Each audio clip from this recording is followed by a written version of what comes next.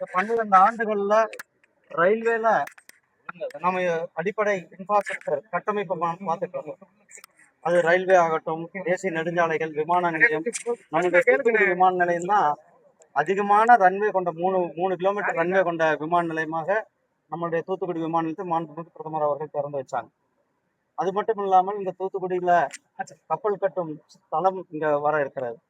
அதே போல இங்க ரயில்வே கிட்டத்தட்ட 77 ரயில் நிலையங்கள் தமிழ்நாட்டில் அமிர்த் பாரத் என்று சொல்லக்கூடிய ரயில் நிலையங்கள்ல அந்த ரயில் நிலையங்கள்லாம் எடுத்து அதை மேம்படுத்துகின்ற திட்டத்தை நாம் நிறைவேற்றி கொண்டோம். சென்னை எழும்பூர்ல ரயில் நிலையம் மட்டுமே கிட்டத்தட்ட 800 கோடி ரூபாய் செலவுல வேலை நடக்குது. ராமேஸ்வரம் ஏற்கனவே பண்ணியாச்சு, கன்னியாகுமரி பண்ணியாச்சு. இது கிட்டத்தட்ட நம்மளுடைய திருச்செந்தூர் ரயில் நிலையம் கிட்டத்தட்ட 16 கோடி ரூபாய் செலவுல வேலை நடந்து கொண்டிருக்கிறது. பயணிகளுக்கான வசதிகளை நம்ம செய்யும் போது அந்த பகுதியினுடைய தன்மையை பிரதிபலிக்கும் விதமாக, குறிப்பாக நம்மளுடைய திருச்செந்தூர் கோயில், இந்த கோயிலினுடைய சிற்பங்கள், இந்த கோயிலை பிரதிபலிக்கும் விதமாக எப்படி நம்ம திருச்சிராப்பள்ளி விமான நிலையத்தை பார்த்தீங்கன்னா ஸ்ரீரங்கத்தை ரிஃப்ளெக்ட் பண்ற மாதிரி நம்ம அங்க அந்த விமான நிலையத்தை வடிவமைச்சிருக்கோம். அது மாதிரி நம்மளோட உள்ளூர் கலைகளை, உள்ளூரினுடைய தன்மையை பிரதிபலிக்கின்ற ரயில் நிலையங்களை எல்லாம், விமான நிலையங்கள்லாம் நாம் வடிவமைத்துக் கொண்டிருக்கின்றோம். இங்கிருந்து இன்றைக்கு மக்களினுடைய கோரிக்கை அதிகமாக சென்னைக்கு இன்னும் கூடுதலாக ஒரு ரயில் வேணும் என்பது, அதே மாதிரி கோயம்புத்தூருக்கு ஒரு ரயில் வேணும் என்பது.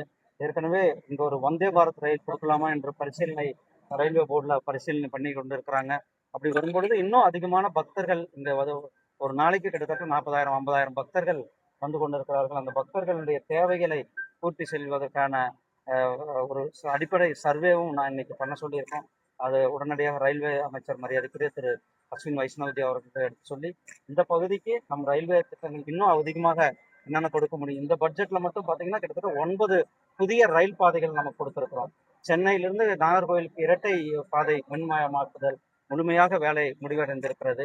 100% மின்மயமாக்குதல் இந்தியா முழுவதும் நடந்திருக்கிறது.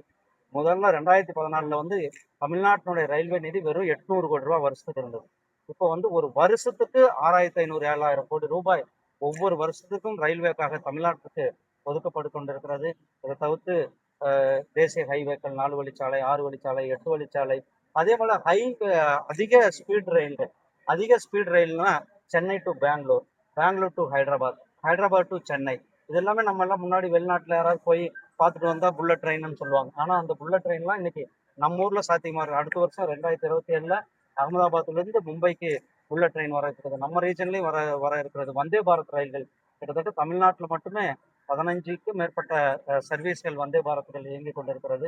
இன்றைக்கு அடிப்படை நம்மளுடைய நாடு 2047 வல்லரசு நாடாக, 2040 வளர்ச்சியடைந்த பாரதமாக நம்மளுடைய பிரதமருடைய கனவு, அதை நோக்கி போகின்றோம். நம்முடைய அடிப்படை கட்டமைப்பை, உலகத்தரம் வாய்ந்த அடிப்படை கட்டமைப்பை